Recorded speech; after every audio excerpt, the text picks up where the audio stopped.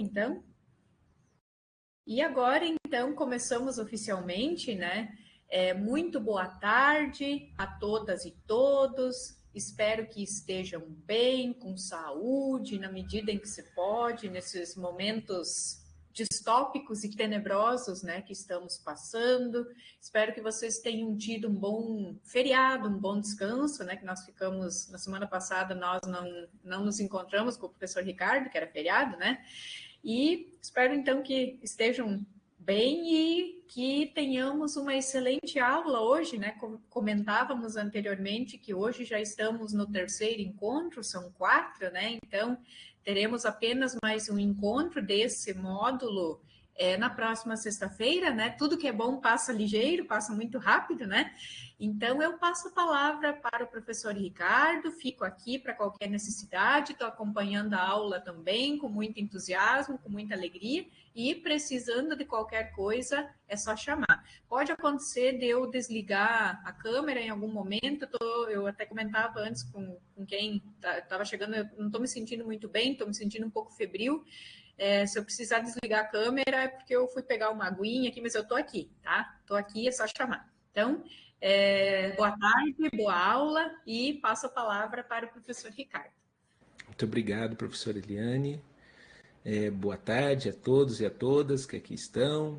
Uma satisfação mais uma vez, mais uma sexta-feira aqui com vocês.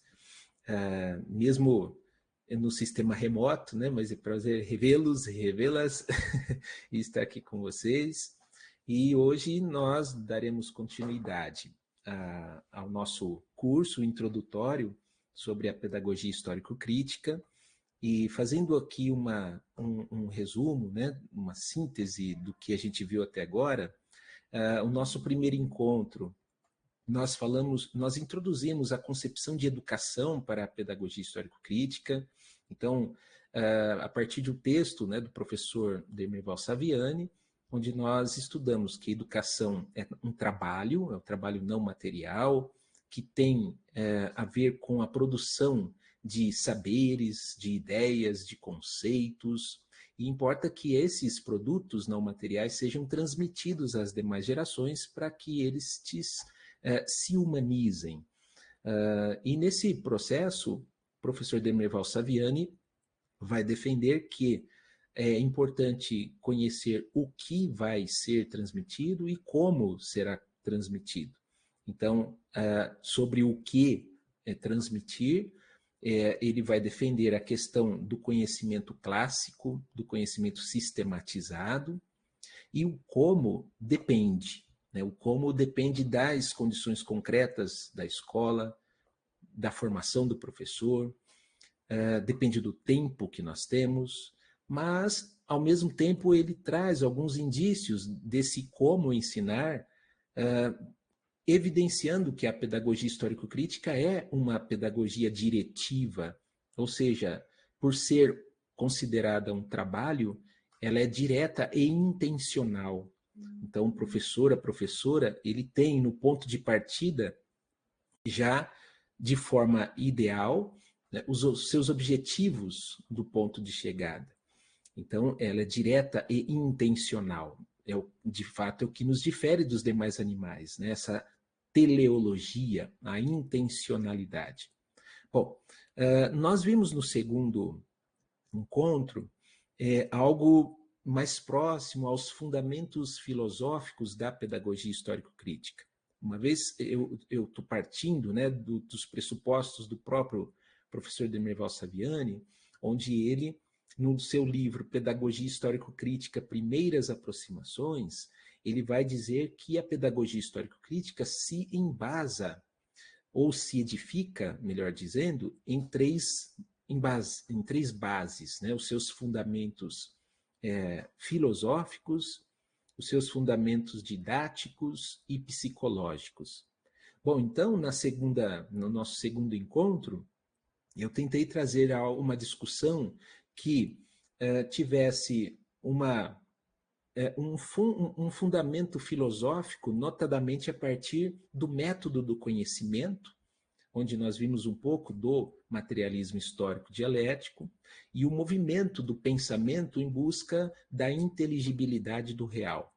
Então, nós vimos, tanto em Marx, mas também no próprio Saviani e no Vygotsky, que o texto nos apresenta, que o movimento, o caminho do conhecimento, parte do empírico ao concreto por meio do abstrato. Ou seja, na relação imediata com o objeto sensorial, essa relação sensorial, nós temos, a princípio, apenas a aparência do objeto ou do fenômeno. Mas nós necessitamos nos afastar momentaneamente dessa aparência para buscar a sua essência, ou seja, para conhecer o lado, a face oculta da Lua. E nesse processo, há necessidade da abstração, essa operação mental que permite o ser humano abstrair, extrair do objeto, do fenômeno, os seus processos. Esses processos constituem em determinações, e o conjunto dessas determinações, de elementos inclusive contraditórios, é onde nós encontramos as mediações por meio das quais se constituem aquele objeto. Daí, nós temos, portanto, a possibilidade de compreender esse objeto, não na sua forma empírica, no seu concreto caótico, mas sim no seu concreto pensado, ou, nas palavras, né, de Marx, também na concreticidade, na totalidade. Bom, nesse ponto, nós terminamos o texto trazendo um fundamento didático da pedagogia histórico-crítica, onde o professor Demerval Saviani ele vai apresentar o método da pedagogia histórico-crítica a partir desse caminho do conhecimento em Marx. E ele vai afirmar que existe 5 momentos nesse processo didático da pedagogia histórico-crítica. O primeiro momento, enquanto ponto de partida, é a prática social. Então, inclusive, todos os aspectos educacionais partem dessa prática social. Mas agora a escola, a educação escolar, ela, num segundo momento, e esse segundo, daqui a pouco a gente relativiza isso, que não é bem um atrás do outro, né? É um sistema dialético, está sempre em movimento. O segundo momento da pedagogia histórico-crítica é a problematização. Parte-se, então, da educação escolar problematizar, colocar os problemas da prática social em evidência. E problema para a pedagogia histórico-crítica não é simplesmente uma pergunta que eu desejo adquirir a resposta. Também não é algo que é misterioso, que eu não sei. Para a pedagogia histórico-crítica, um problema é aquilo que eu desconheço, mas que, ao mesmo tempo, eu necessito conhecer. Então, não é apenas uma pergunta, uma curiosidade, mas é aquilo que se necessita conhecer. Dada essa questão da problematização na pedagogia histórico-crítica, existe um terceiro momento que Saviani apresenta como a instrumentalização. Nesse ponto, a educação escolar instrumentaliza o aluno, a aluna, para, inclusive, pensar, refletir sobre a própria prática social mediante aqueles problemas levantados. Muitas vezes, quando nós pegamos essa palavra instrumentalização, nos parece um tanto pragmática, mas nós não podemos perder de vista o conceito que está dentro do próprio método. Instrumento aqui, ele tem a ver com as mediações. Então, o próprio Vygotsky, ele vai chamar de instrumentos técnicos e instrumentos psíquicos. Os instrumentos técnicos seriam, por exemplo, esse meu computador, a webcam ou o microfone que eu estou usando para falar aqui com vocês, o meu óculos, a minha roupa, enfim. Mas também existem os instrumentos psíquicos, que nós podemos chamar de signos, os instrumentos psíquicos, de acordo com Vygotsky, que são a linguagem, os mapas, os diagramas, os números, enfim, os aspectos dentro daquele do que a gente comentou no primeiro encontro sobre o produto não material. Ora, esses instrumentos, eles têm determinadas diferenças, porque o instrumento técnico serve para produzir a mudança da natureza externa, enquanto os instrumentos psíquicos o da natureza interna, mas há também uma relação entre eles, porque quando eu utilizo o instrumento técnico, ele também produz mudança na minha natureza interna. Assim como essa mudança da natureza interna também produz em nós capacidades de mudança da própria natureza externa. O quarto momento da pedagogia histórico-crítica, ou do método da pedagogia histórico-crítica, é a catarse. Catarse no sentido de uma mudança, de uma viragem, de uma nova concepção de mundo. E, por último, volta ao ponto de partida, né, que é a prática social. Agora, o aluno, a aluna, volta à prática social não mais como ele iniciou, mas com uma nova concepção de mundo. Não é a vida cotidiana que o conduz, mas é ele que conduz a vida cotidiana de uma forma consciente. Porém, esses momentos da pedagogia histórico-crítica, com base no método que nós estudamos, não é algo estanque e também não é algo que se espera numa aula, né? Em alguns municípios onde nós temos acompanhado a implementação da pedagogia histórico-crítica, nós já nos deparamos com planos de aula que contemplam esses 5 momentos do método da pedagogia histórico-crítica. É algo que Saviani não afirmou e tampouco os seus continuadores sobre a questão da didática, e algo que precisamos compreender não só como um momento de aula, mas como um processo de ensino e aprendizagem, que não existe um tempo pré-determinado para que a catarse aconteça, para que a pessoa tenha sua prática social de uma forma diferente. Eu tenho também utilizado do pensamento do professor Newton Duarte, onde ele diz que cada aula pode provocar um momento, pequenas catarses, e esse conjunto de pequenas catarses produzem, no futuro, grandes catarses, grandes mudanças. Então, nós, no segundo encontro, falamos sobre o método do conhecimento e terminamos a nossa aula falando um pouquinho sobre esses 5 momentos, né, da pedagogia histórico-crítica, que eu quero insistir aqui, ele não está reduzido a uma aula, ou a um ano, ou a um semestre, mas é um processo, né, um processo que está sempre em movimento. Bom, hoje nós iniciaremos, né, que hoje e na semana que vem, são 2 textos que vão trazer já os fundamentos psicológicos da pedagogia histórico-crítica. Portanto, eu trago um texto hoje da professora Lígia Márcia Martins, intitulado Os Fundamentos Pedagógicos da Psicologia Histórico-Cultural e os Fundamentos Psicológicos da Pedagogia Histórico-Crítica. Então, é um texto que vai fazer figura fundo com aspectos da pedagogia e da psicologia. E ao final da nossa aula, eu gostaria de colocar aqui o lugar da psicologia nesse processo. E é um lugar que não ou pelo menos não deveria ser, um lugar onde submetesse a pedagogia ou a educação no geral à psicologia, e sim o contrário.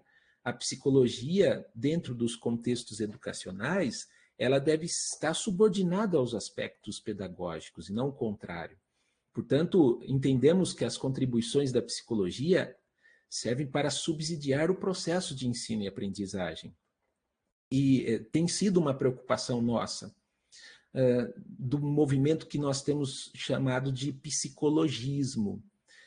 Volto a dizer, né, eu tenho acompanhado o processo de implementação da pedagogia histórico-crítica em alguns municípios, em alguns sistemas, né, de ensino, e uma coisa que tem nos preocupado é a utilização direta da psicologia histórico-cultural, até mesmo em currículos, né, em planos e projetos pedagógicos, curriculares dos municípios.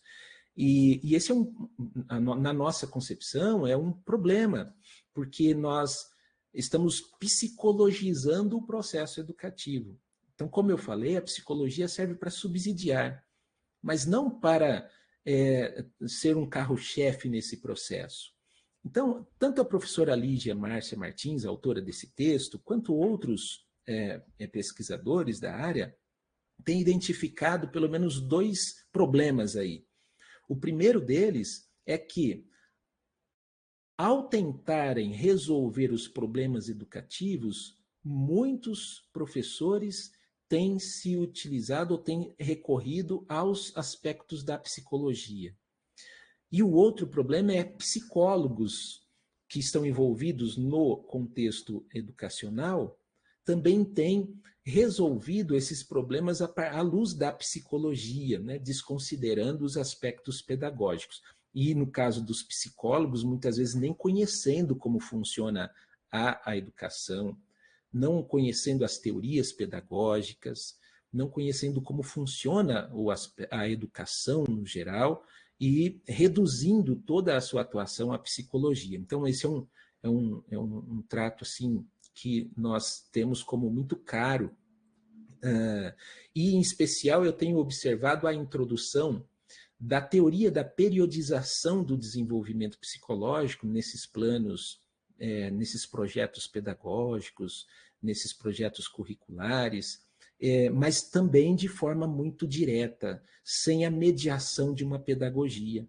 Então, o texto de hoje vai justamente trazer essa discussão. Há, sim, muito o que contribuir, né, no campo da psicologia à educação, mas não substituir a educação, porque psicologia histórico-cultural não é uma pedagogia, não é uma teoria pedagógica. Ela pode auxiliar nesse processo, para que, enfim, superemos esse processo que eu tenho chamado de psicologização, né, da educação.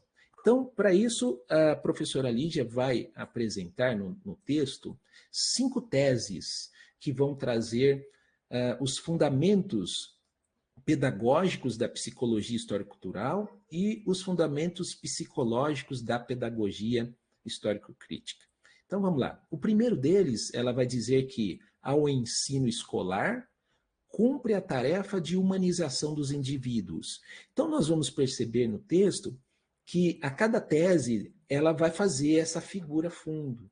Uma tese ela traz o aspecto na esfera educativa, como essa primeira tese, mas já na segunda ela traz a explicação psicológica, ou seja, o fundamento psicológico dessa afirmação que a escola cumpre a tarefa de humanização dos indivíduos, ao afirmar que a humanização do psiquismo identifica-se com a superação das funções psíquicas elementares em direção às funções psíquicas superiores.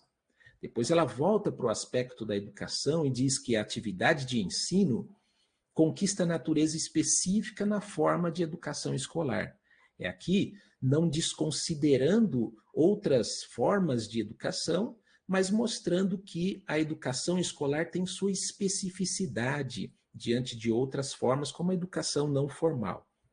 Depois ela explica isso dentro do aspecto psicológico, né, trazendo o fundamento psicológico desse processo, ao afirmar que a formação de conceitos é a base sobre a qual o psiquismo se desenvolve e a educação escolar se realiza.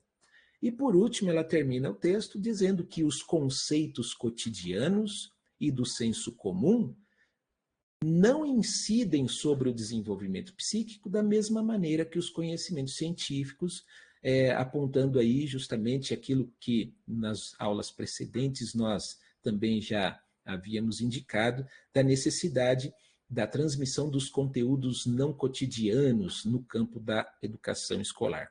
Então, diante dessas 5 teses aqui, eu quero trabalhar uma por uma com vocês agora, e quem precisar perguntar ou comentar, por favor, né? Só levantar a mãozinha aqui e a gente para, né? Que o professor fica falando, né? E então, vamos lá. Vamos começar, então, com essa primeira tese aqui, né? O ensino escolar cumpre a tarefa de humanização dos indivíduos. Bom, para isso, nós podemos recordar aqui, recorrer ao primeiro texto que nós estudamos, onde Saviano escreve, né, que o trabalho educativo é o ato de produzir direta e intencionalmente em cada indivíduo singular a humanidade que é produzida histórica e coletivamente pelo conjunto dos homens.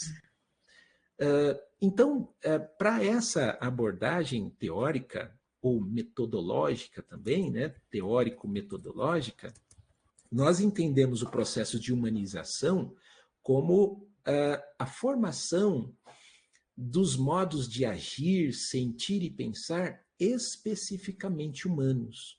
Isso que difere do que nós podemos chamar de hominização e humanização. Enquanto as questões de características do Homo sapiens, isso fica muito dentro do que nós chamamos de espécie humana. Toda espécie tem suas características. A espécie humana também tem suas características biológicas que diferem das demais espécies animais. Mas no caso do gênero humano ou da humanização, não são características biológicas, são características sociais. São características produzidas ao longo, né, do percurso histórico e cultural, num processo de apropriação e objetivação. Então, o ser humano, por meio do trabalho, ele transforma a natureza externa para produzir, então, elementos, instrumentos e recursos para a sua sobrevivência, para suprir as suas necessidades, mas como Marx e Engels escrevem ali no Ideologia Alemã, a cada necessidade suprida surgem novas e mais complexas necessidades, que estas engendram um psiquismo, né, uma mente mais complexa no ser humano. Portanto, a atividade de trabalho, ela não só produz modificação na natureza externa, mas também na natureza interna. E essa modificação da natureza interna são formas de agir, sentir e pensar especificamente humanas, que vão se objetivando no ser humano.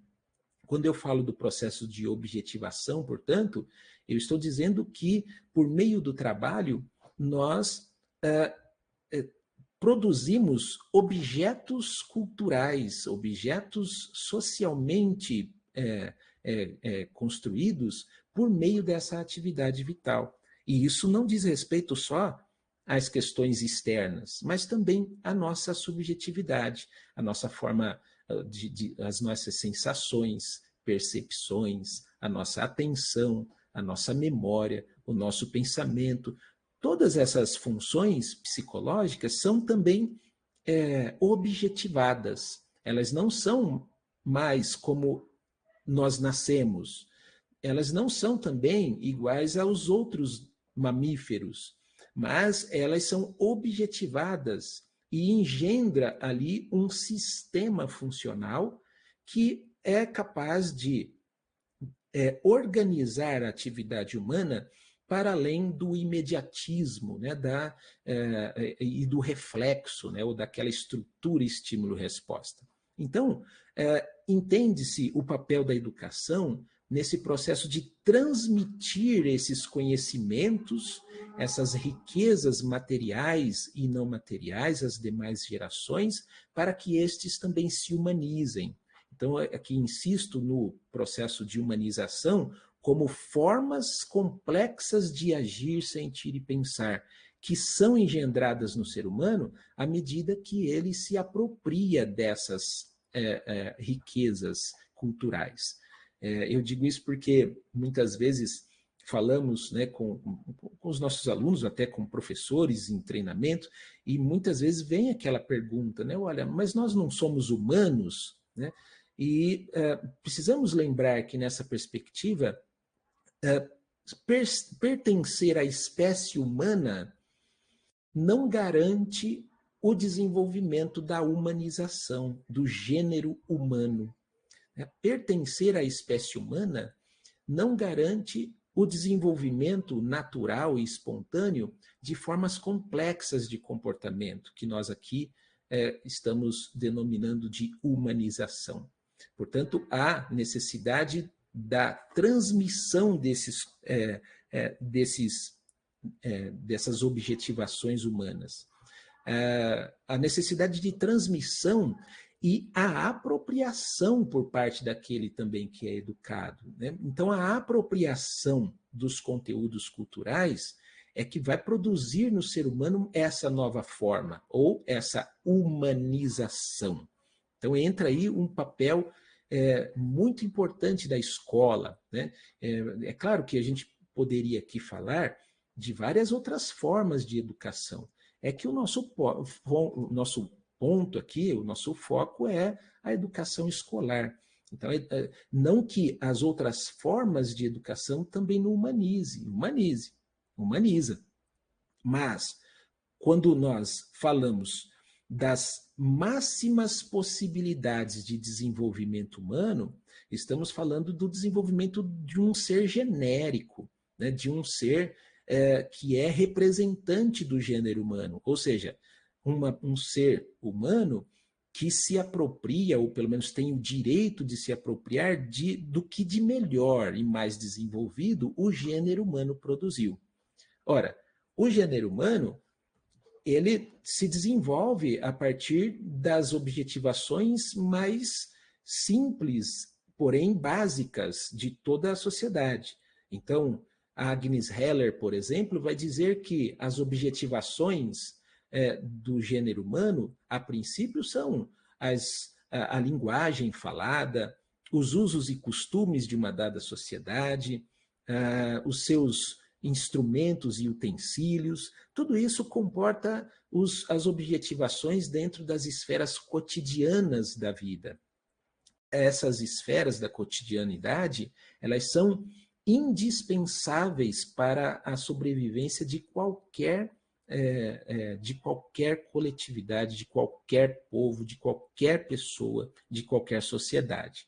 Agora, o gênero humano, ele foi além dessas objetivações. Como eu disse há pouco, a cada necessidade suprida, surgem novas e mais complexas necessidades que exigem do ser humano um psiquismo mais desenvolvido. E nessa condição foi que o ser humano produziu objetivações mais complexas, objetivações dentro de esferas não cotidianas, como a ciência, a arte, a filosofia, a política, a ética. E todas essas objetivações servem para resolver os problemas da própria atividade, os problemas que são engendrados na própria cotidianidade. Ocorre que, para se apropriar dessas objetivações, e até mesmo para produzi-las, há necessidade desse recuo, desse momentâneo distanciamento da vida cotidiana para a produção e para também a aprendizagem dessas novas objetivações. Agora, há um abismo entre o que o gênero humano produziu e o que o indivíduo, na sua singularidade, se apropriou. É por isso que, quando Saviani vai conceituar o trabalho educativo, ele vai trazer a necessidade de explicitar que a especificidade da educação escolar é produzir em cada indivíduo singular a humanidade que é produzida histórica e coletivamente pelo conjunto dos seres humanos. Isso quer dizer, portanto, que a escola serve como uma mediadora entre o cotidiano e o não cotidiano do indivíduo. A escola serve como uma mediadora entre as objetivações não cotidianas, como a ciência, a arte, a filosofia, e a vida cotidiana dos indivíduos. Então, a pedagogia histórico-crítica vai defender que cabe à educação escolar fazer essa mediação. E aqui vale muito nós também refletirmos sobre o conceito de mediação nessa perspectiva teórica. Porque mediação não é ponte, não é elo. Mediação é aquilo que se interpõe entre o sujeito e o seu comportamento, a sua resposta, entre o estímulo e resposta, provocando modificações na resposta, provocando modificação no comportamento humano. Então, no caso da escola, da educação escolar enquanto mediadora entre o cotidiano e o não cotidiano, é justamente para proporcionar essa experiência particular. Então, aqui, né, eu estou me valendo das preposições, né, tanto de Marx, mas aquele que sistematizou essa questão do singular, particular e universal, né, o George Lukács, por exemplo, né, o que vai o Lukács, né, o que vai acontecer aqui? A escola, a educação escolar serviria, portanto, como essa mediação para que haja esse encontro entre a singularidade e a universalidade, entre o indivíduo na sua cotidianidade e as objetivações, as produções humanas não cotidianas, que são produtos do gênero humano. Então, nesse ponto, humanização, para essa perspectiva teórica, diz respeito ao contato que o indivíduo singular tem, a apropriação que o indivíduo social, o indivíduo singular tem, das objetivações genéricas, ou seja, das produções do gênero humano, aquelas objetivações ou produções para além da vida cotidiana. Bom, nesse ponto, o texto nos coloca uma explicação a partir dos fundamentos psicológicos. Ora, se cabe à educação escolar a incumbência de produzir, de possibilitar a humanização do indivíduo, agora o texto vai explicar, a partir do fundamento psicológico, o que vem a ser essa humanização. Então, a autora do texto diz que a humanização do psiquismo é a superação das funções psíquicas elementares em direção às funções psíquicas superiores. Então, vamos ver um pouquinho sobre isso. Primeiro, vamos saber o que é essas tais funções psíquicas, né, ou funções psicológicas. Bom, para compreender as funções psicológicas, é importante compreender a que elas estão servindo. Então, partimos de algo além das funções, que é o produto final desse sistema funcional, que é o psiquismo humano. É necessário compreendermos que psiquismo é o reflexo subjetivo da realidade objetiva. Ou, em outras palavras, é a imagem subjetiva da realidade objetiva. Ora, no nosso cérebro, são formadas essas imagens, esse reflexo subjetivo das coisas que existem, sejam elas fora de nós ou as internas a nós.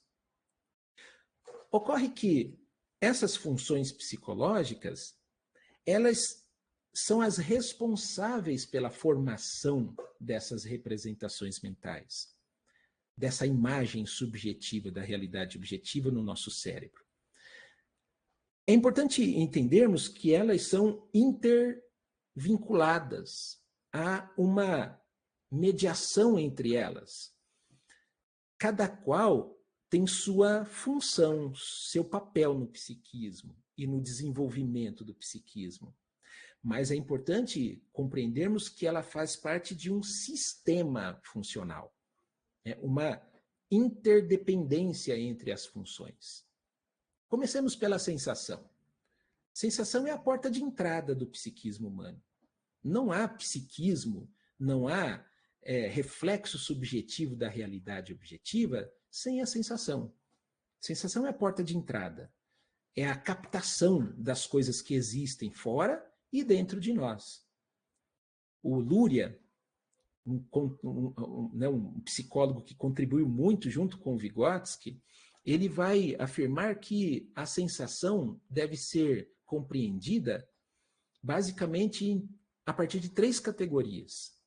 As sensações esteroceptivas, quer dizer, externas a nós, aquelas que vão captar o mundo externo, as sensações proprioceptivas, aquelas que captam as questões do nosso corpo, e as interoceptivas, as sensações que captam reações mais internas do nosso corpo, como, por exemplo, as nossas vísceras, as sensações de fome, de sono. Então, vamos ver um pouquinho sobre isso.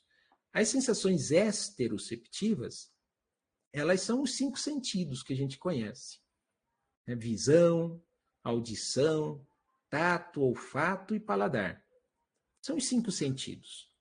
Esses 5 sentidos, 5 sentidos psicofísicos, nós podemos subdividi-los em funções da sensação esteroceptiva, de distância, que é a visão, o olfato e a audição, e as sensações esteroceptivas de contato, que é o tato e o paladar.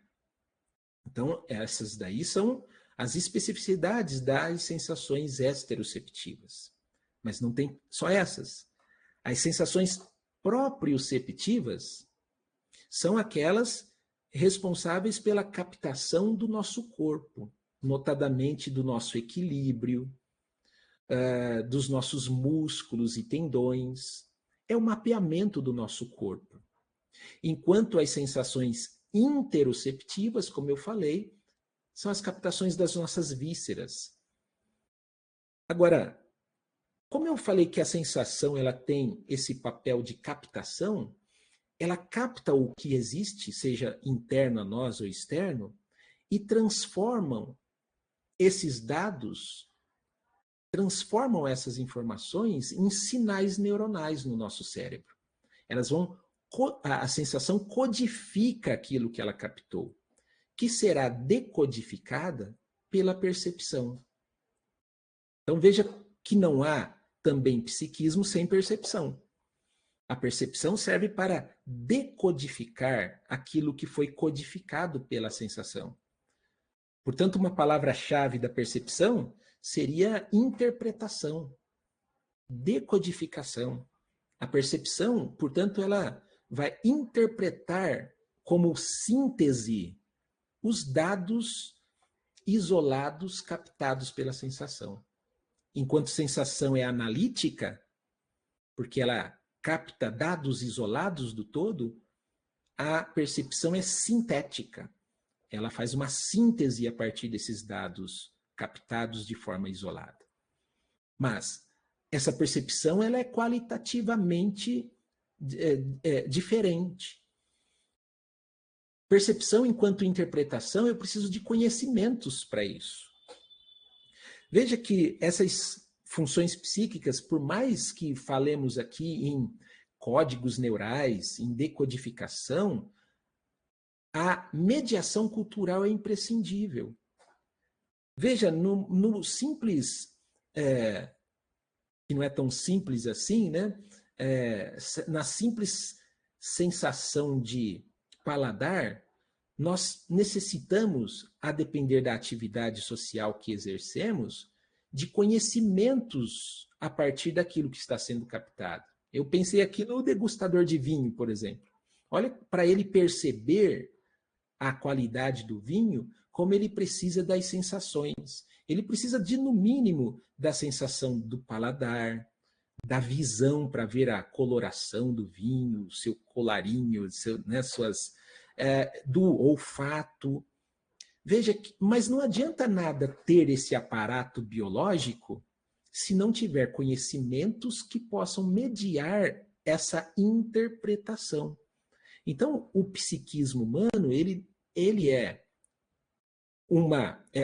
ele pode ser entendido como essas representações mentais, mas que são, de fato, mediados pelo conhecimento cultural. No entanto, se eu parto do pressuposto que a sensação capta e a percepção interpreta o que captou, existe uma outra função psicológica que vai ter o papel de seletividade. É a atenção. A atenção é a função psicológica responsável por selecionar o que vai ser captado e selecionar o que vai ser sintetizado pela percepção. Então, não há psiquismo sem atenção. A sensação precisa da atenção, assim como a atenção precisa da sensação, assim como ambas necessitam da percepção e a percepção necessita de ambas. Por isso que eu disse que há um sistema funcional responsável por esse aspecto. Mas o papel primordial da atenção é a seletividade. Vai selecionar os estímulos, sejam internos ou externos, que serão ali endereçados, remetidos para a própria consciência humana. Mas não adianta nada eu captar, interpretar, selecionar os estímulos que serão captados e interpretados se amanhã eu esquecer tudo de novo. Né? Amanhã ter que começar novamente porque eu esqueci todas essas informações. Entra agora o papel da memória. A memória, enquanto função psicológica, ela tem dois papéis importantes. Dada a sua complexidade, precisaríamos de pelo menos duas palavras para identificar o papel da memória, que é o armazenamento e a evocação. A memória, ela tem essas duas especificidades. Ela tem a especificidade de armazenar as informações, até mesmo no que nós chamamos de memória de longo prazo. Nós falamos sobre a automatização, seja a memória de longo prazo motora ou semântica, né, de memórias de teorias, de generalizações, ou memórias episódicas, mas em tudo isso tem a sua especificidade no armazenamento dessas informações por longo prazo, por longo tempo. No entanto, para utilizarmos desse repertório, desse armazenamento, há a especificidade da memória de evocação desses conteúdos, dentre os quais eu destacaria aqui o papel da memória de trabalho, ou memória operacional. É aquele tipo de memória que vai lá na memória de longo prazo resgatar, evocar determinados conteúdos para o aqui e o agora, para o momento, para a atividade que está sendo realizada. Um exemplo é esse. Eu não estou lendo em lugar algum isso que eu estou falando com vocês, mas é a memória de trabalho que vai lá na memória de longo prazo buscar determinadas informações necessárias para o fio condutor do nosso pensamento aqui, da minha fala. É uma especificidade também do psiquismo humano. Não há psiquismo humano sem memória. Mas, até aqui, nós temos, portanto, a formação de representações mentais no nosso cérebro, que, grosso modo, ainda não significa o conhecimento da coisa, o conhecimento dos fenômenos e dos objetos na sua essência. Aqui entra em cena o papel de pensamento e linguagem, que são duas funções que têm o papel de transformar essas representações mentais em conceitos. O que é conceito? Conceito é a inteligibilidade da coisa para além da sua aparência. Conceito representa, portanto, generalizações, explicações dos nexos causais daquele objeto ou daquele fenômeno. Conceito é uma síntese a partir de um processo de abstração onde nós conseguimos conhecer a coisa para além da sua aparência. E se eu aqui elegesse uma palavra-chave para compreendermos o papel de pensamento e linguagem no psiquismo humano, eu escolheria a palavra consciência. Leontiev vai dizer que consciência é o atributo humano do psiquismo. Enquanto o psiquismo ele é reflexo subjetivo da realidade, e isso pode acontecer em qualquer outro animal, principalmente os animais superiores, os mamíferos, a consciência é uma especificidade do psiquismo humano. A consciência é uma especificidade ou um atributo humano, um atributo do psiquismo humano, por meio dos conceitos. Agora, além de representarmos a realidade no nosso cérebro, e além também de superarmos a simples representação para o conceito, nós também conseguimos produzir novas imagens. Nós também conseguimos planejar novas formas de agir, sentir e pensar. Esse é o papel da imaginação. Imaginação, portanto, diz respeito a projeto, a planejamento. Imaginação é a antecipação mental dos produtos das minhas ações. Ora, enquanto sensação até pensamento nós vimos a formação do reflexo subjetivo, a imaginação é a criação de novas imagens. Criação de novas imagens que também possibilita e organiza o nosso agir, sentir e pensar. Essas poderíamos denominar de funções cognitivas. De sensação à imaginação, nós denominamos funções cognitivas. Mas o nosso psiquismo não é só cognição. Há uma totalidade afetivo-cognitiva.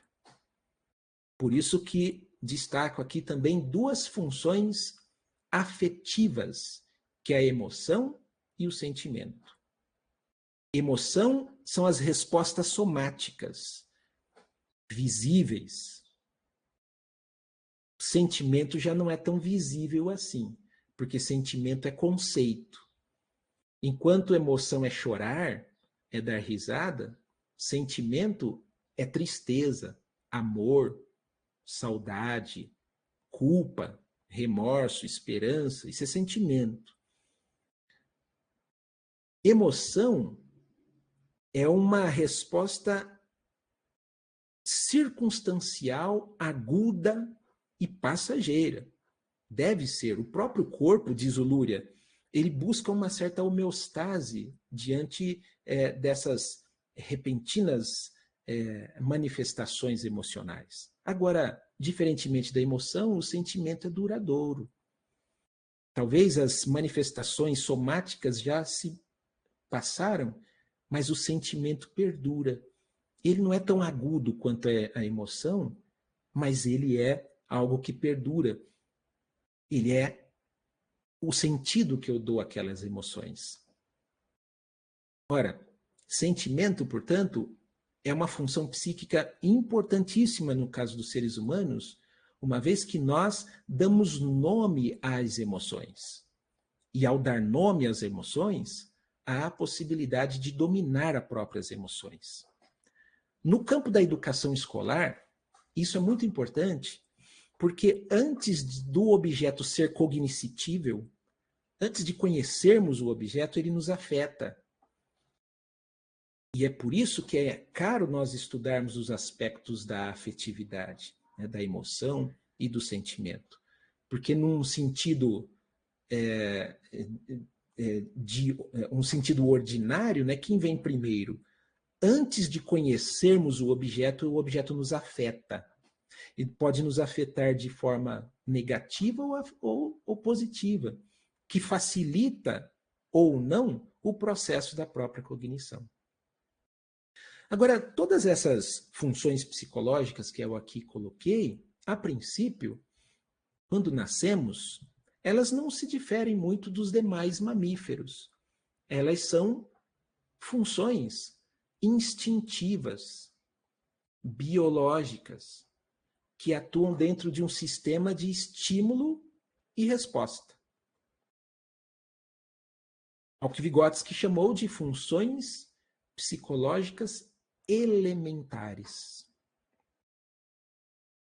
E é aqui que tem a confusão, né? Porque quando se fala em funções psíquicas superiores, muitas pessoas pensam que é um outro bloco de funções psicológicas. Não, é o mesmo. Mas qual é a diferença? É que as funções, as chamadas funções psicológicas superiores, elas são as mesmas funções elementares, mas agora mediadas culturalmente.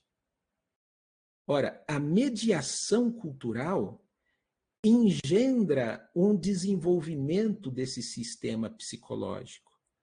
Essas funções que antes respondiam aos estímulos instintivas, comuns aos seres humanos e aos demais animais, agora elas se configuram, por causa da mediação cultural, em funções especificamente humanas. O texto vai, portanto, afirmar que o salto qualitativo das funções psíquicas elementares às funções psíquicas superiores é o processo de humanização, uma vez que essas funções se tornam especificamente humanas por conta da apropriação e da objetivação da cultura, né? Da objetivação pelo que foi apropriado. É claro que não existe só um nível, né? Existem níveis de humanização.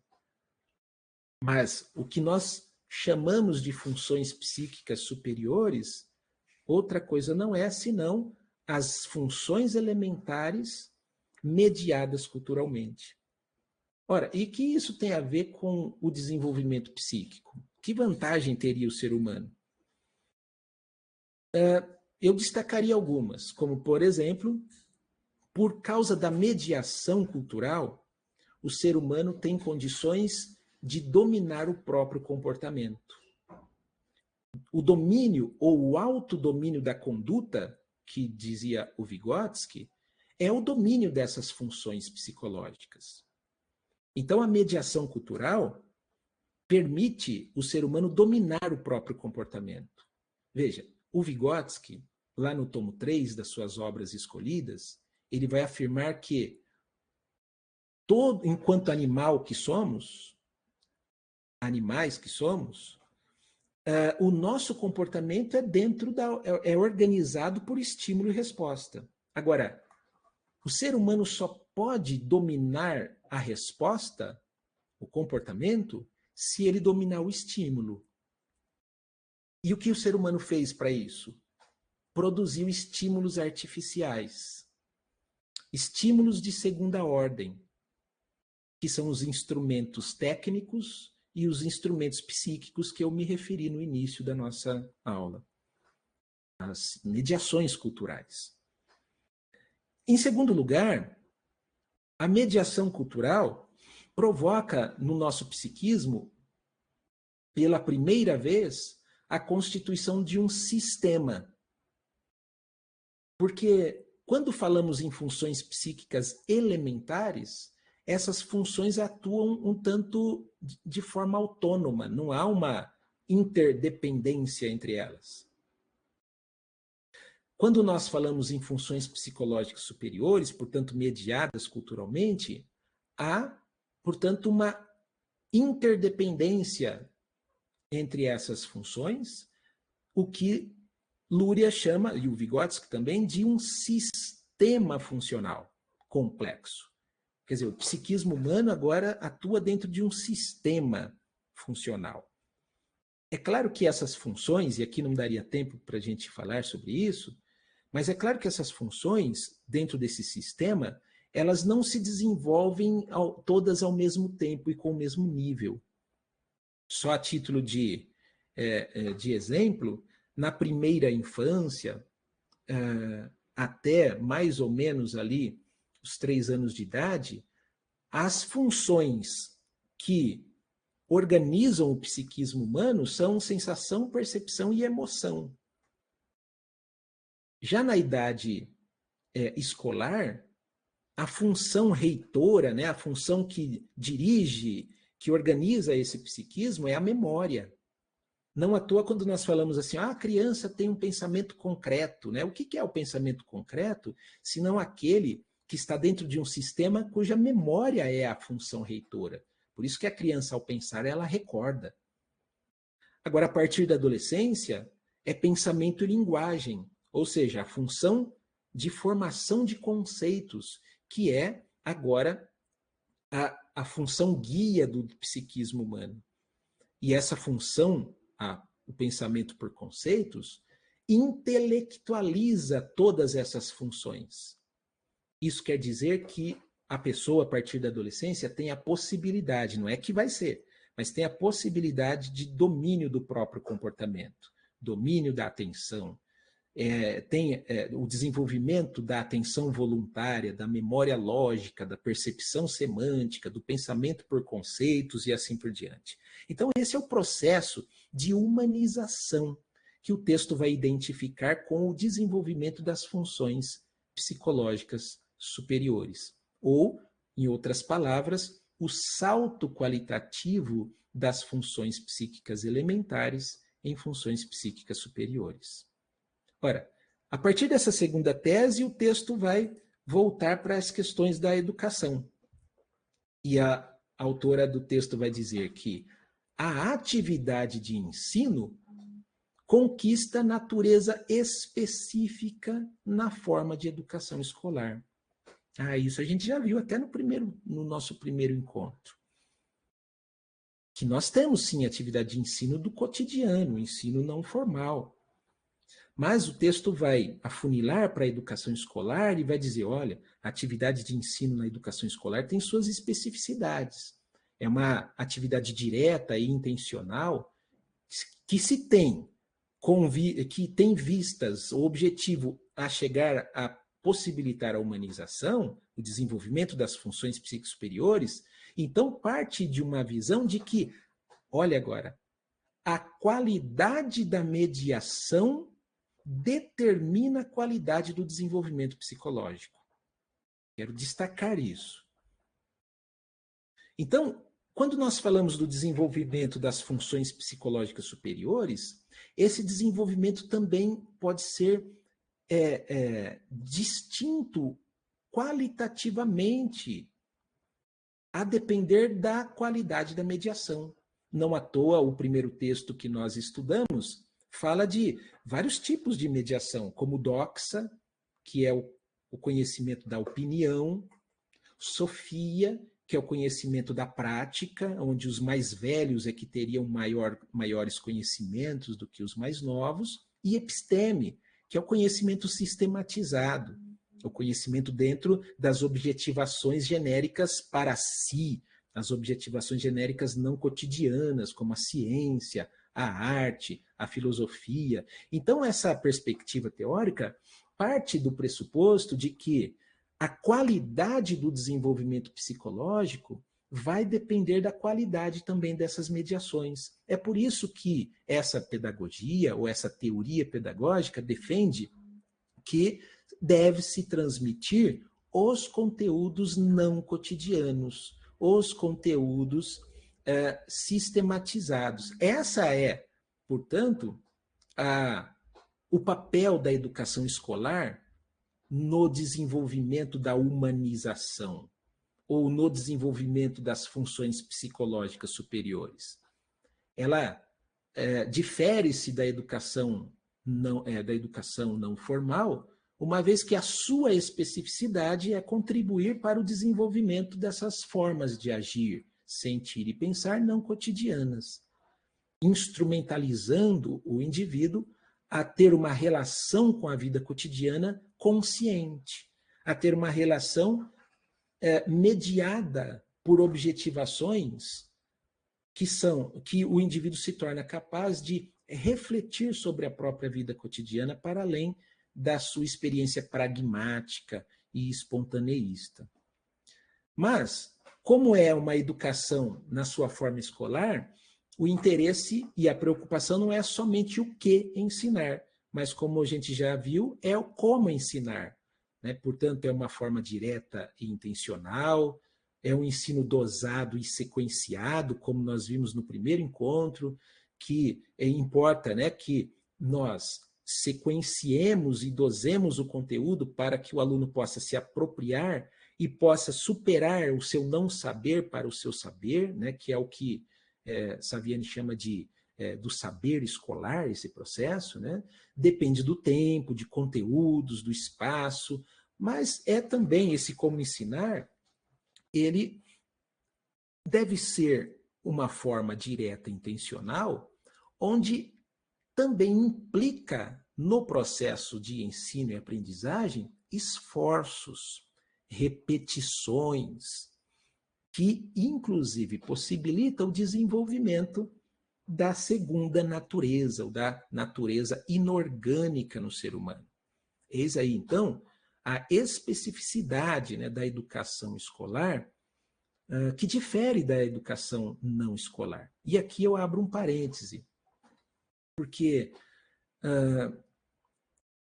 na crítica, tanto realizada por Saviani quanto pelo professor Newton Duarte, tem destacado muito essa questão de que muitas teorias pedagógicas se assemelham mais ao conhecimento sofia do que o conhecimento episteme, uma vez que parte de concepções onde o conteúdo não é algo prioritário. Em contrapartida, Saviani fala que o conteúdo é, inclusive, o aspecto que derruba a farsa da educação espontaneísta, mas também as formas de ensinar, porque nós também vemos concepções hegemônicas em educação escolar que não defendem a diretividade por parte do professor, não defendem a transmissão de conhecimentos, como, de uma forma idealista, os nossos alunos e alunas já tivessem um motor, uma predisposição para a busca do conhecimento pelo seu interesse. É aí que entra a questão de que, se a educação for pautada no interesse do aluno,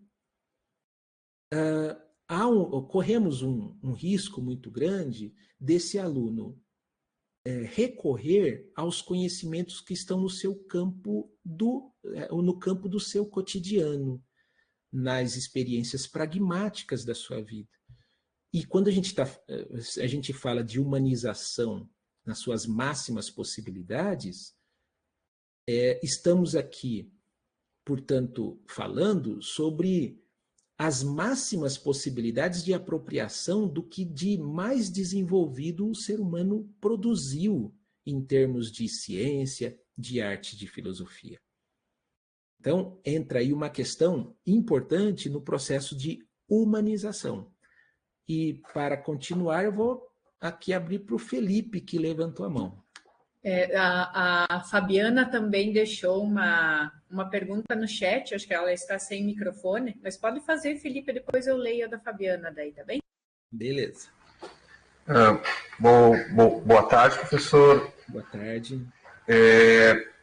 Na verdade, essa questão do conhecimento mais desenvolvido, ela já vem me incomodando, assim, não no sentido ruim da palavra incomodar, mas no sentido de estar me causando uma certa angústia, digamos assim, de pensamento. Porque, veja só, quem define o que é mais complexo e o que é menos complexo?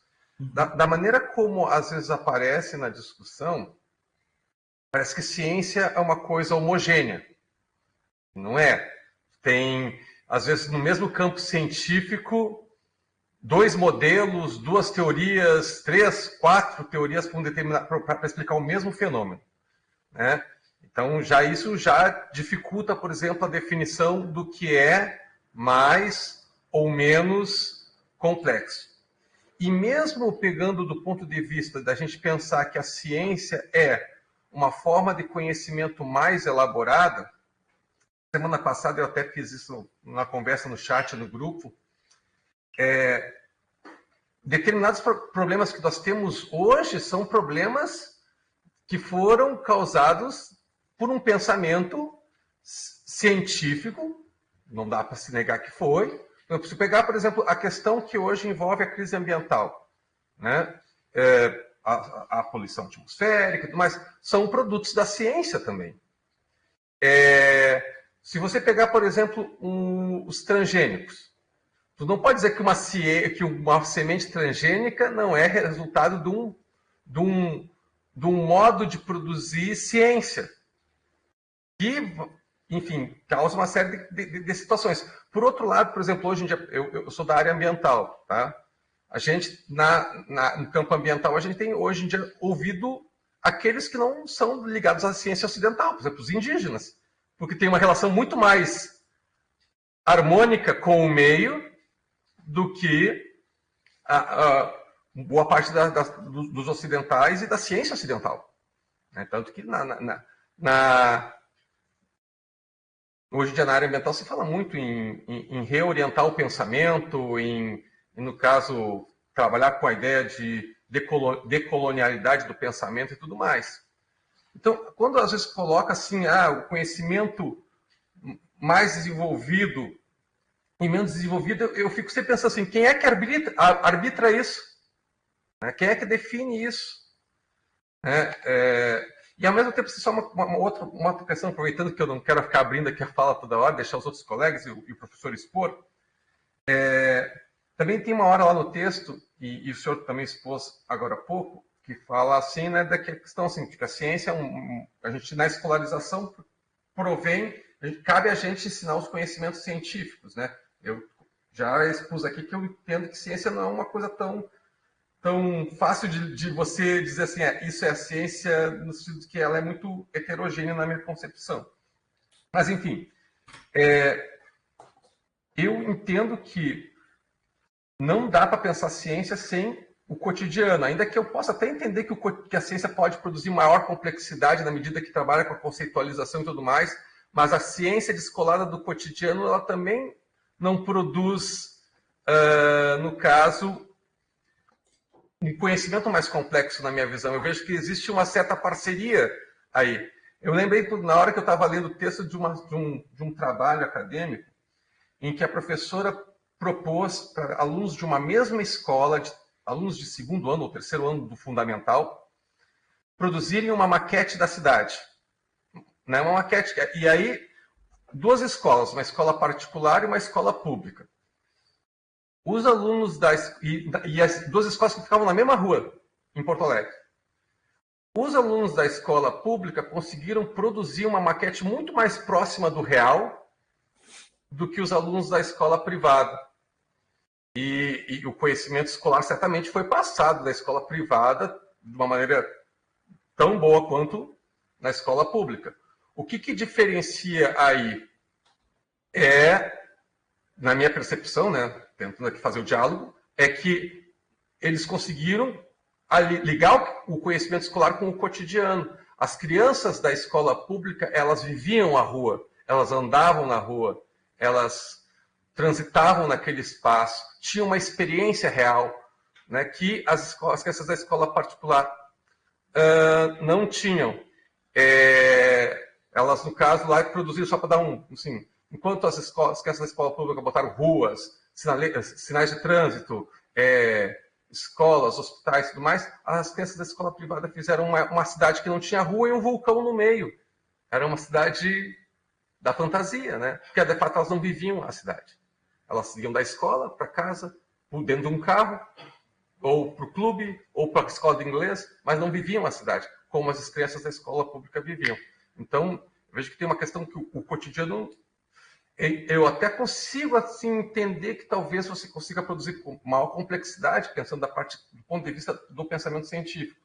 Mas ciência sem cotidiano, eu sei que talvez não seja isso que seja sendo advogado, mas às vezes me dá essa sensação que eu acho que seria importante a gente pensar aqui junto.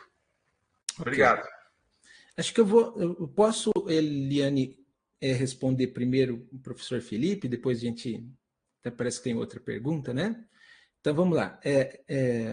Felipe, eu acho que desde os primeiros encontros, a gente tem justamente trazido essa visão da dialeticidade.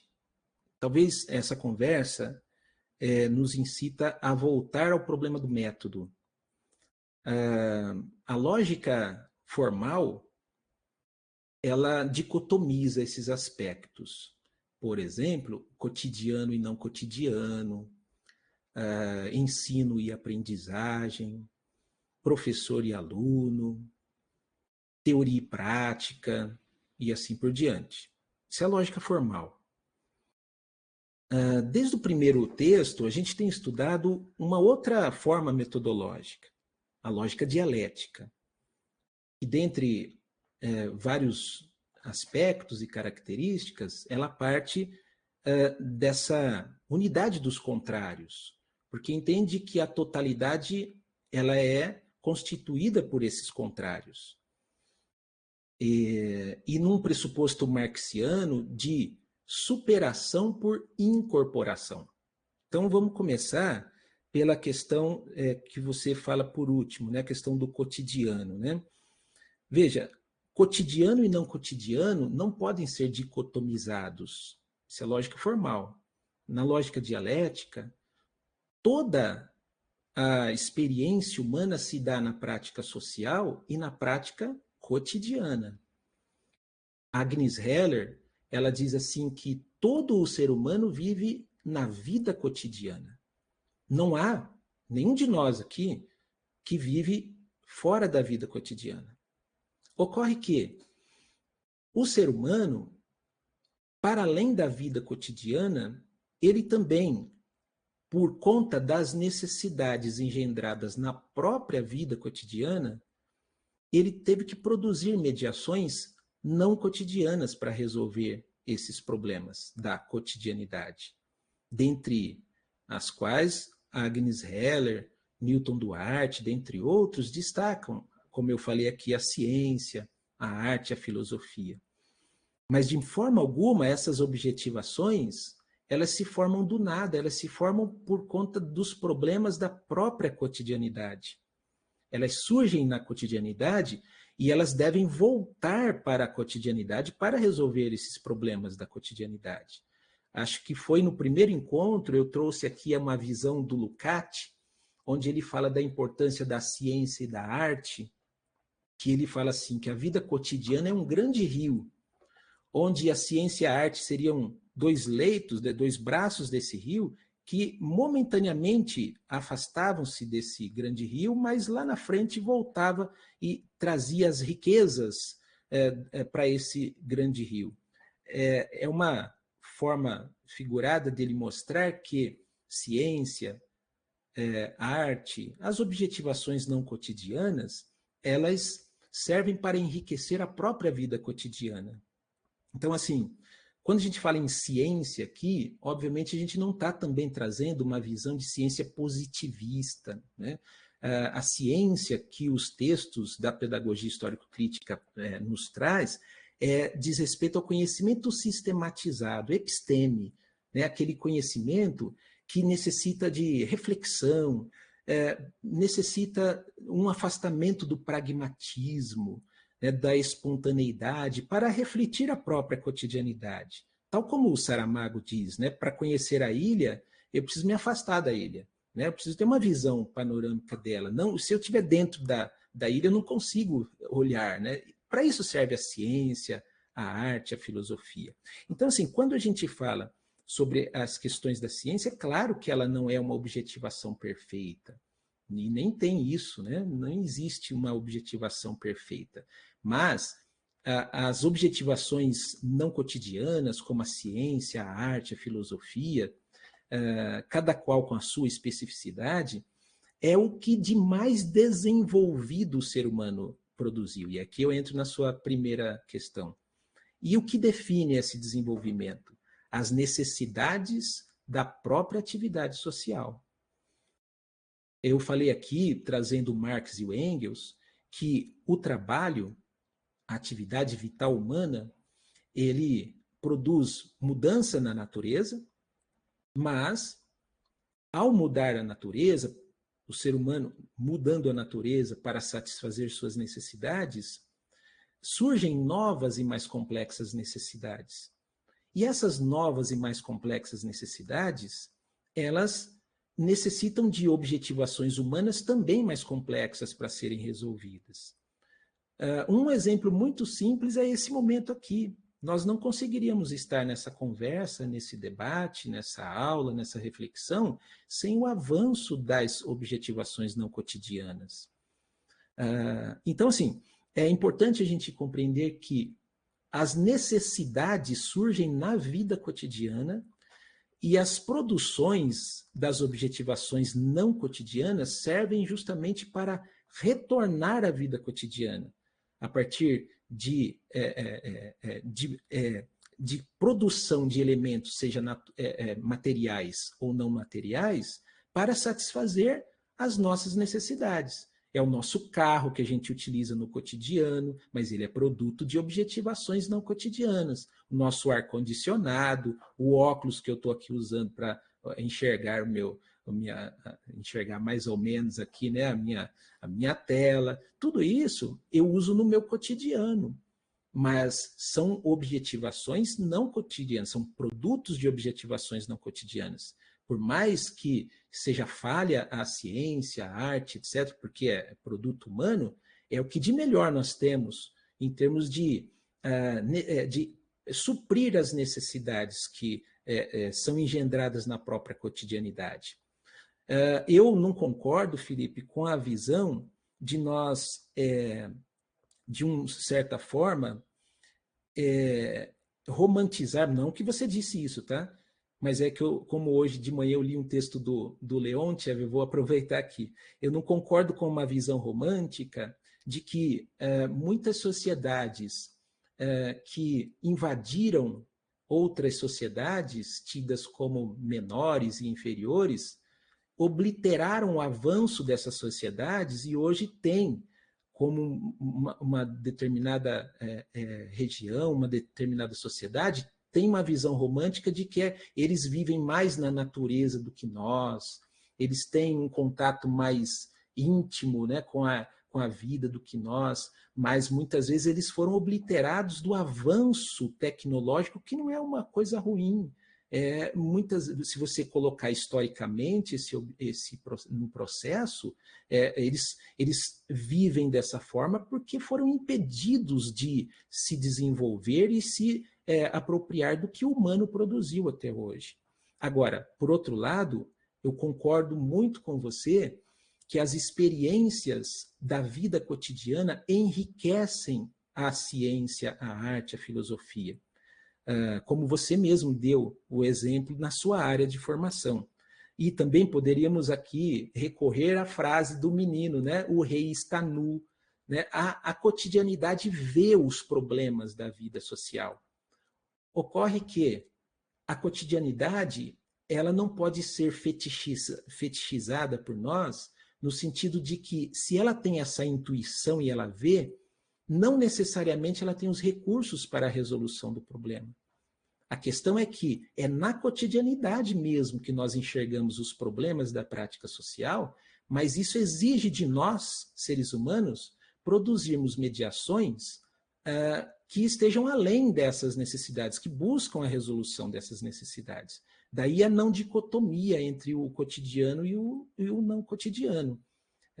E aí, quando entra na escola, mais ainda, né, entende-se, né, que a criança, na sua cotidianidade, produz, claro que produz, e produz riquezas muito grandes. Agora, seria também ingênuo de nossa parte só deixarmos esse desenvolvimento na própria cotidianidade. Ao ser instrumentalizada por objetivações não cotidianas, a própria prática cotidiana vai ser enriquecida. Foi a última página do nosso primeiro texto. Nosso primeiro texto, Saviani fala isso. Olha, defender os conteúdos eruditos, que ele chama lá, defender os conteúdos não cotidianos, de forma alguma é rechaçar a cotidianidade. Pelo contrário, é para instrumentalizar o ser humano para ele viver a cotidianidade de uma forma consciente, de uma forma mais consciente. Tem um artigo meu que foi publicado na STED-BR da Unicamp, que é justamente isso que eu falo. É um artigo, ele tem o título, eu não sou muito bom em lembrar os títulos, mas é mais ou menos assim que eu coloquei o título. A educação escolar de adolescentes e o conceito de condução da vida. Esse condução da vida é assim, eu parto do pressuposto de que todos nós vivemos a nossa cotidianidade. Agora, eu posso viver essa cotidianidade de uma forma espontânea, de uma forma pragmática, de uma forma sem reflexão. Mas eu posso ser instrumentalizado por objetivações humanas que me faz conduzir de forma consciente a minha cotidianidade. Então, Felipe, talvez foi a forma pelo qual está escrito, ou mesmo eu me referir aqui, mas de forma alguma, desde o começo, nós dicotomizamos isso. É um processo de superação por incorporação. De forma alguma, a cotidianidade é rechaçada, porque nós vivemos a cotidianidade. Quando acabar aqui essa aula, cada um que é um momento que a gente reservou para o não cotidiano, veja o que nós estamos fazendo.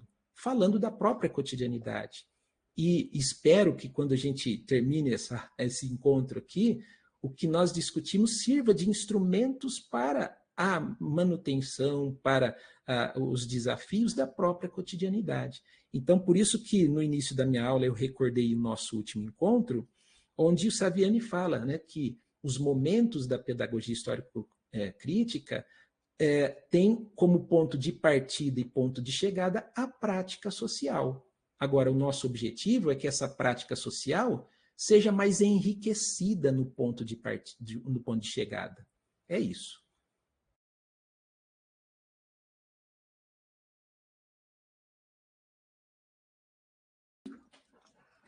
Parece que tem outra pergunta, né? Tem a colega Fabiana pergunta: atualmente vemos cada vez mais as pessoas dentro do seu universo vivendo uma realidade pessoal, metaverso, e se descolando cada vez mais de uma realidade histórica e coletiva.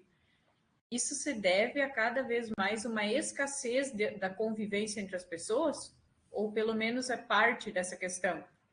E a educação, como fica nesse contexto desafiador? Sempre boas perguntas e comentários aqui, né? Que bom. Qual que é o nome da professora, Eliane? Desculpa. Fabiana. Fabiana, na verdade, assim, a tua pergunta já traz a resposta, né? Sim, e eu só acrescentaria que isso é reflexo da própria, dos meios de produção da nossa sociedade.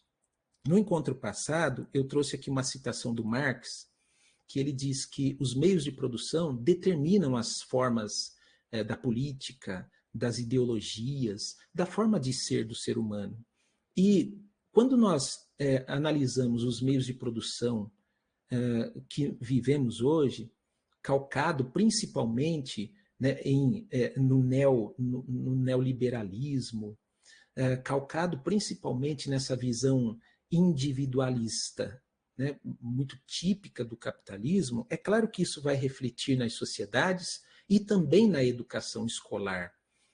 Uma vez que na educação escolar muito se fala na questão do coletivo, mas se você analisar as nossas políticas educacionais hoje, nas entrelinhas você está vendo a formação de um sujeito que está sendo preparado para a flexibilidade do mundo do trabalho, e se ele não conseguir se adaptar a esse mundo, é culpa dele, é algo individual.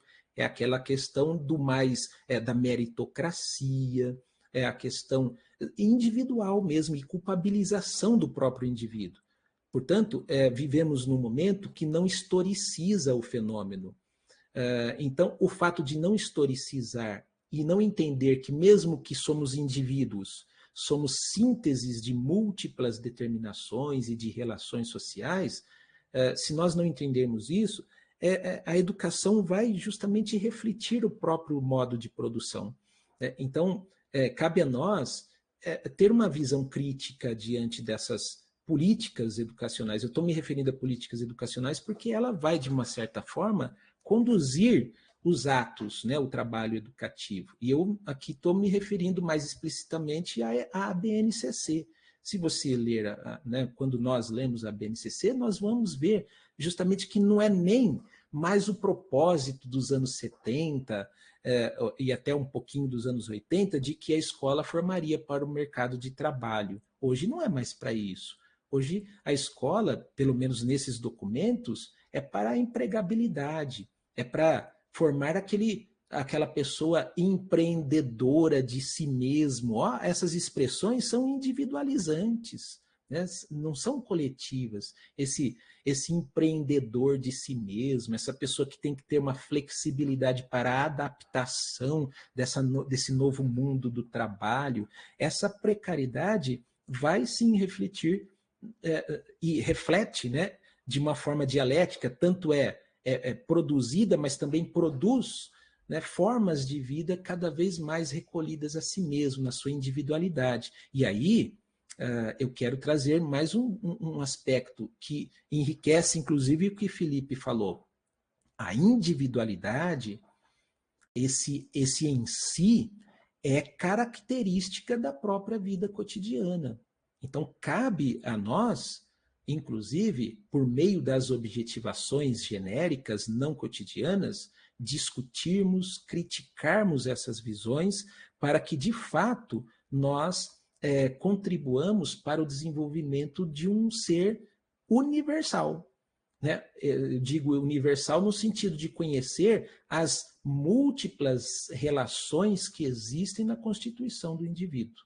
Esse indivíduo também, né, nessa abordagem, nós superamos essa dicotomia, né, de indivíduo e sociedade. Não tem de um lado o indivíduo e de outro lado a sociedade que atrapalha ou ajuda o desenvolvimento desse indivíduo. De forma alguma. O próprio Vygotsky, quando traz a lei genética geral do desenvolvimento social, ele vai dizer desse movimento que as funções psicológicas superiores, ou seja, a humanização do indivíduo, se dá a partir da mediação com o outro, né? Se dá nas relações. Quando ele fala que as funções psíquicas superiores estão, a princípio, entre os seres humanos, numa categoria que ele chama de interpsicológica, e daqui a pouco numa categoria intrapsicológica. Ou seja, o ser humano, o indivíduo, se apropria daquilo que o humano produziu. Não à toa ele vai dizer, né, que a personalidade é o social em nós.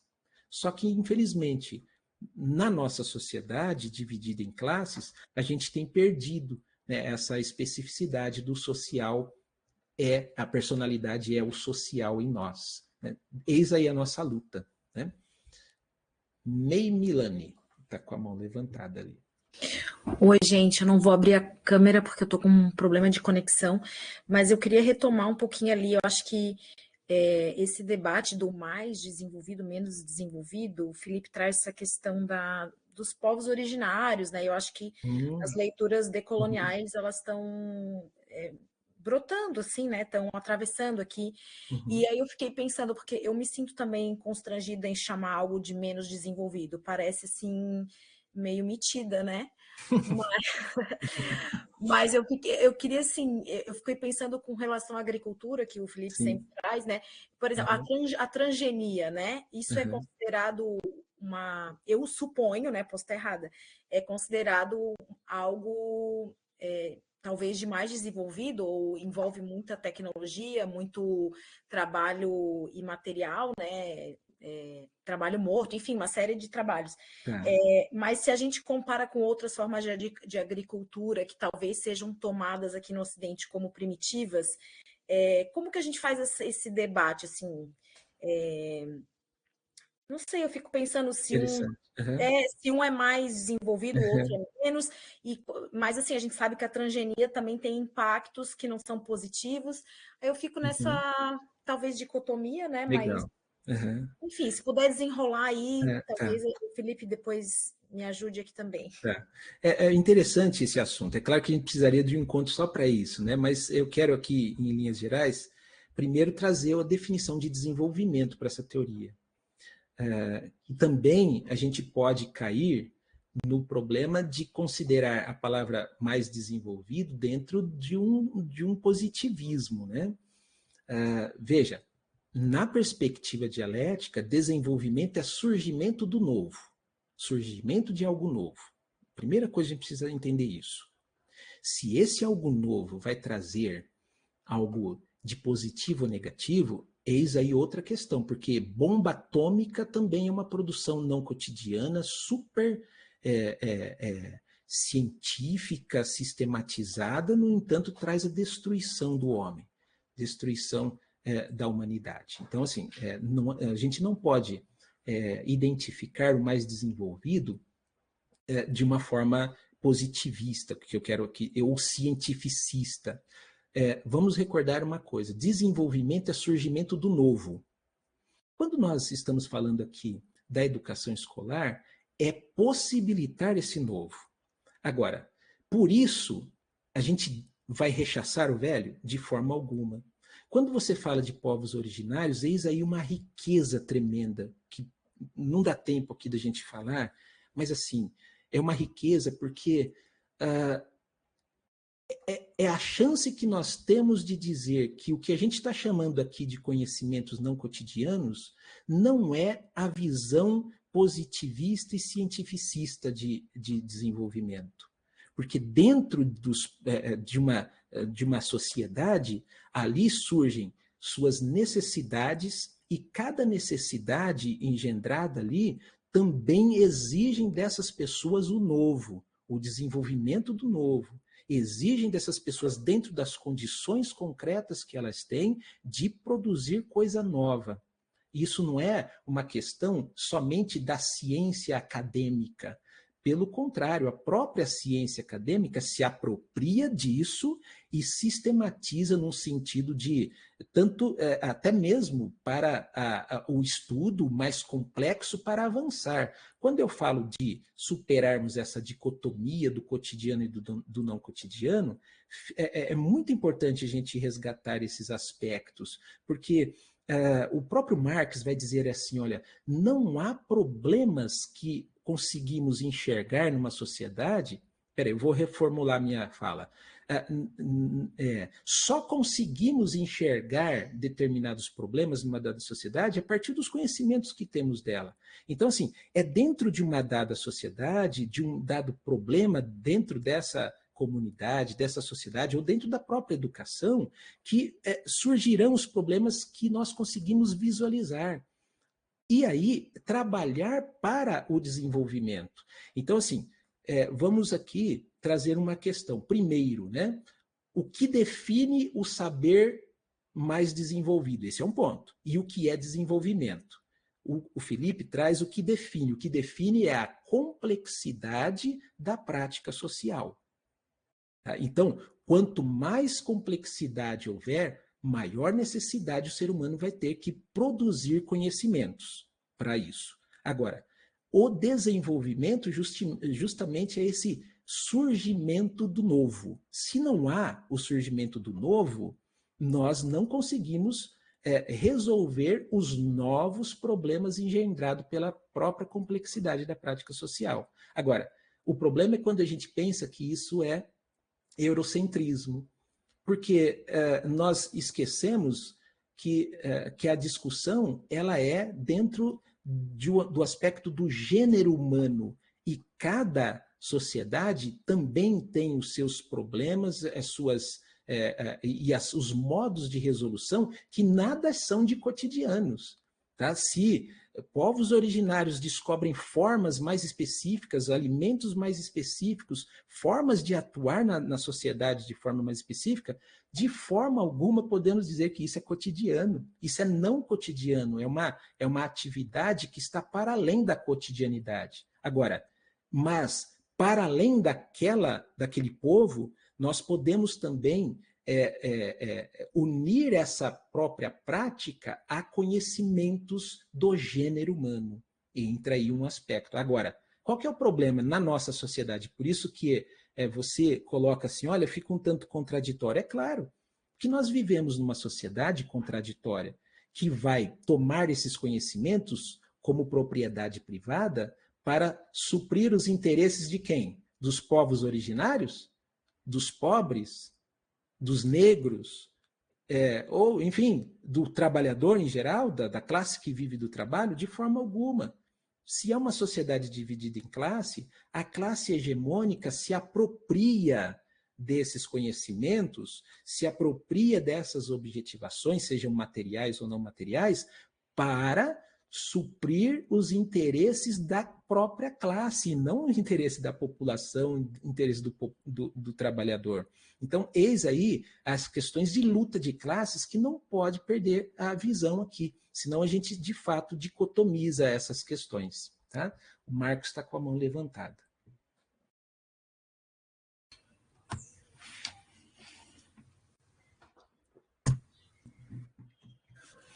Bom, boa tarde. Boa tarde.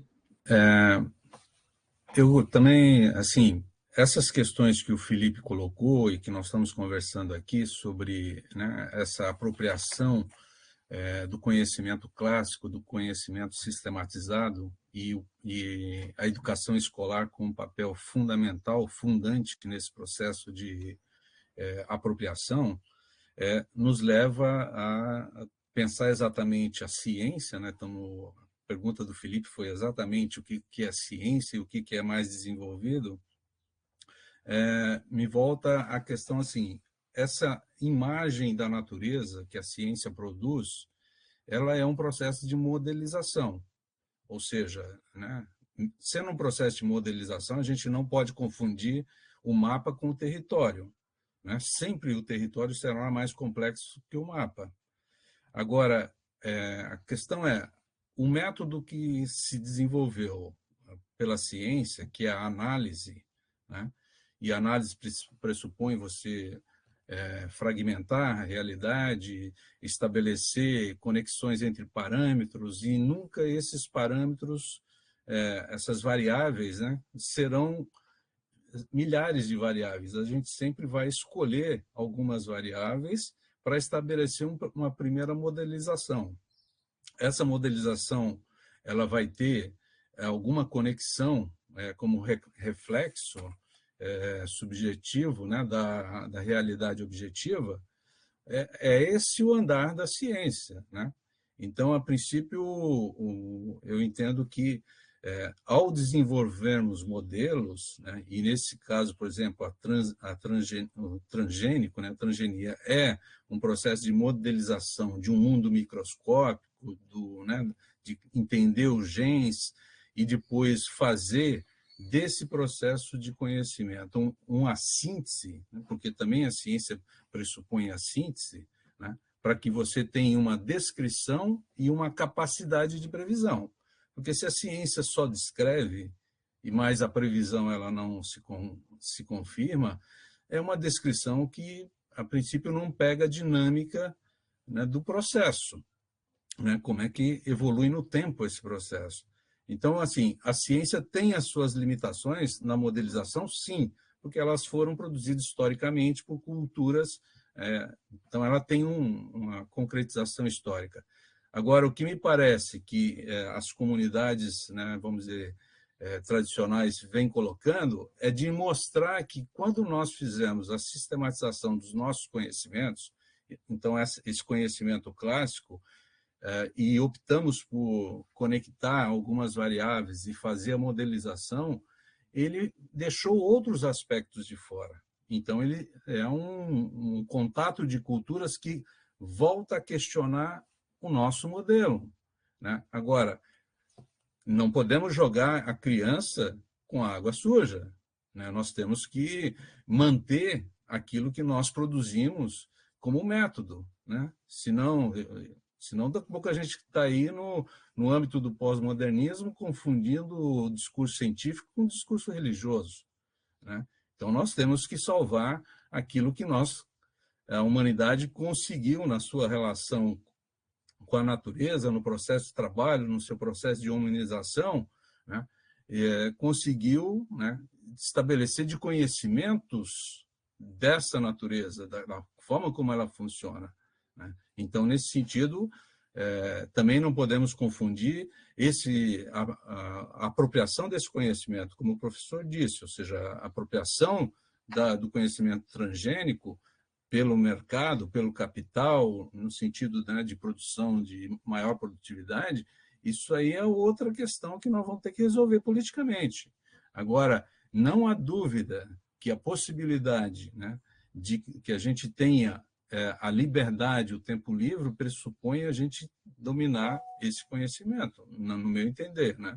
Então, só gostaria de colocar isso porque a gente está sempre no fio da navalha. Por um lado, a gente tem o positivismo, o cientificismo, por outro lado, a gente tem aí, tomando cuidado, né, com essa discussão de decolonização, multiculturalismo, também essa perspectiva pós-moderna que nenhuma narrativa vale, todas as narrativas são iguais. Isso é muito perigoso. Muito obrigado, Marcos. Isso enriquece um pouco, muito mais do que a gente está aqui falando. E o que você coloca como esse fio da navalha é justamente o ponto fulcral da nossa conversa aqui. Em todo tempo a gente precisa se policiar para não entrarmos nem no engodo do positivismo, tampouco na sedução da pós-modernidade, que isso tem me preocupado bastante. Muito obrigado. Vamos lá. Vamos para a nossa quarta tese. Já estou encerrando. A gente tem pouquinho tempo aqui, né? Conceitos cotidianos e do senso comum. Olha agora, ó, não incidem sobre o desenvolvimento psíquico da mesma maneira que os conceitos científicos. Ó, isso aqui também dá pano para manga. Mas vamos lá, num sentido mais sintético por conta do tempo, nós já vimos na aula passada que essa teoria parte do pressuposto de que a realidade existe fora e independentemente de nós, cabe aos seres humanos representar essa realidade mentalmente, né? Ou reproduzir o movimento do real. Agora, essa reprodução do real, essa imagem subjetiva da realidade, ela não é estanque, ela pode ter níveis distintos, desde níveis sincréticos, quer dizer, indiferenciados, caóticos, até níveis conceituais, que foi a definição que eu trouxe aqui de conceito, e que no último texto a gente vai explorar mais esse ponto. Mas o que traz essa tese aqui é um aspecto muito importante, gente, porque como nós falamos aqui do cotidiano, cuja característica é pragmática, é espontaneísta, é assistemática, é óbvio que os conteúdos cotidianos não produzem desenvolvimento psicológico tal como os conteúdos não cotidianos. Isso não quer dizer que eles não produzem desenvolvimento dessa consciência, dessa imagem subjetiva da realidade objetiva. Mas quando se fala em conceitos científicos, se está falando de conhecimentos, de mediações específicas para conhecer a realidade para além da sua aparência. Até o fato de percebermos que existem povos originários que produzem determinados aspectos para além do cotidiano, nós não conseguimos enxergar isso a partir do cotidiano. Nós enxergamos isso a partir de mediações conceituais. Então, entra aí de novo, né, o aspecto da não dicotomia de conceitos cotidianos e de científicos, mas também de não perdermos de vista o processo de superação por incorporação.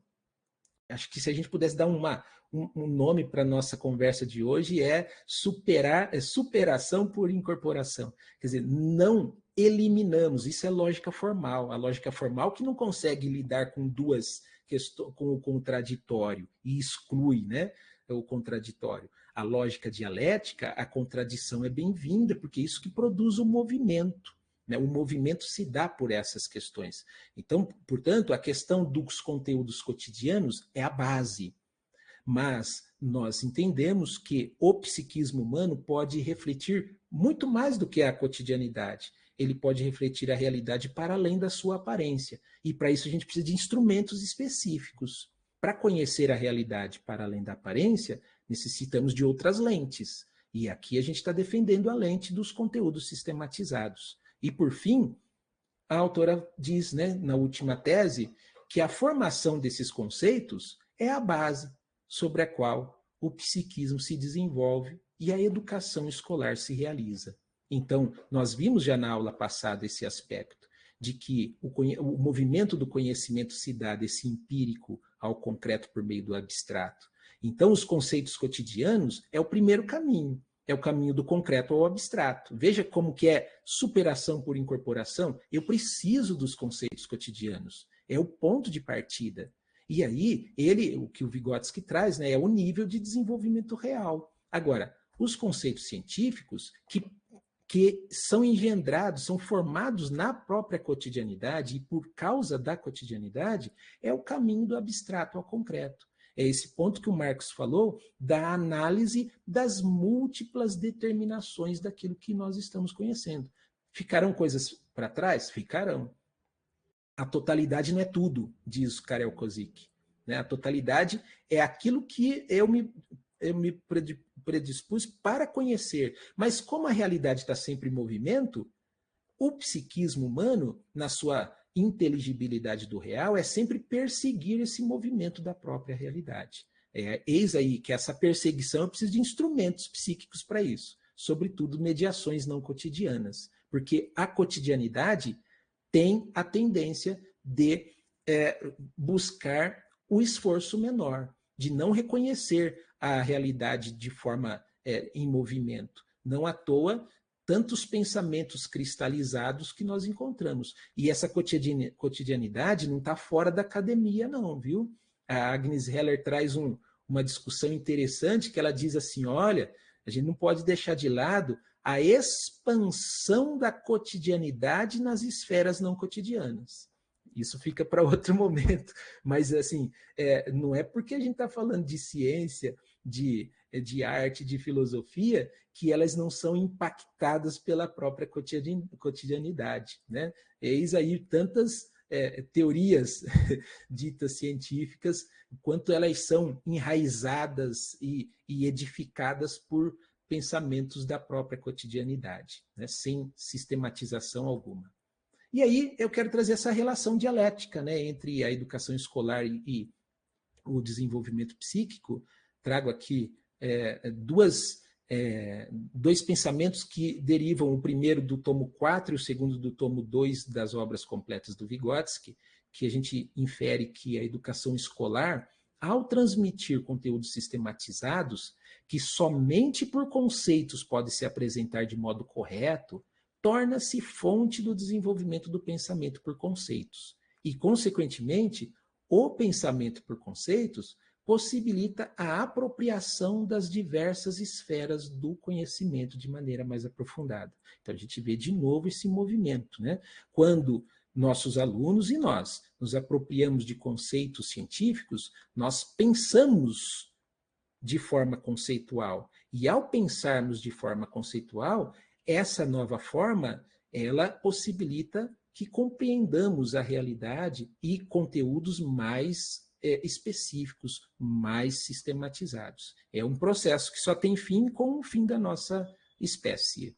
Né? E aí, termino a minha fala com esse raciocínio aqui. Por que a autora ela vai trazer a psicologia histórico-cultural mediada pela pela pedagogia histórico-crítica. Ela vai dizer o seguinte, olha, não é só porque as duas, pedagogia histórico-crítica e psicologia histórico-cultural, têm a mesma base epistemológica. Não, não é só por isso que ela uniu essas duas teorias. É porque ambas as teorias entendem que o desenvolvimento do psiquismo resulta da internalização de signos da cultura, que devem ser disponibilizados aos indivíduos. Então, para além do óbvio que é a base epistemológica de ambas as teorias, elas, de fato, defendem que a qualidade da mediação vai determinar a qualidade do desenvolvimento do psiquismo humano. E entendemos nós aqui que desenvolvimento é o surgimento do novo, né? E aí ela encontra, né, de fato, esse alinhamento na pedagogia histórico-crítica, justamente para superar aquilo que eu iniciei a minha fala, superar o psicologismo.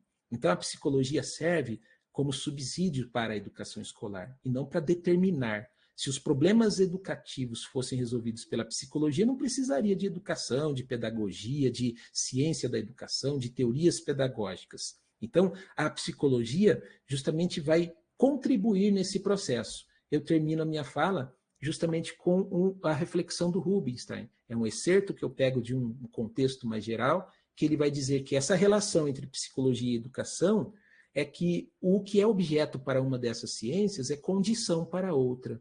Ou seja, o objeto da psicologia é o psiquismo.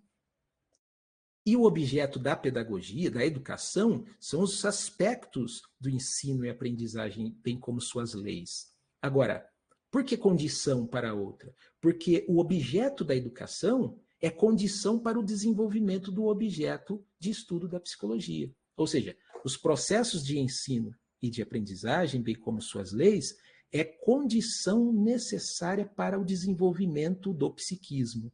Assim como o conhecimento do desenvolvimento psíquico por parte de professores e professoras é indispensável para a efetivação do trabalho pedagógico. É por isso que nós, na próxima aula, vamos estudar um pouco esse desenvolvimento do psiquismo humano justamente para subsidiar o trabalho pedagógico.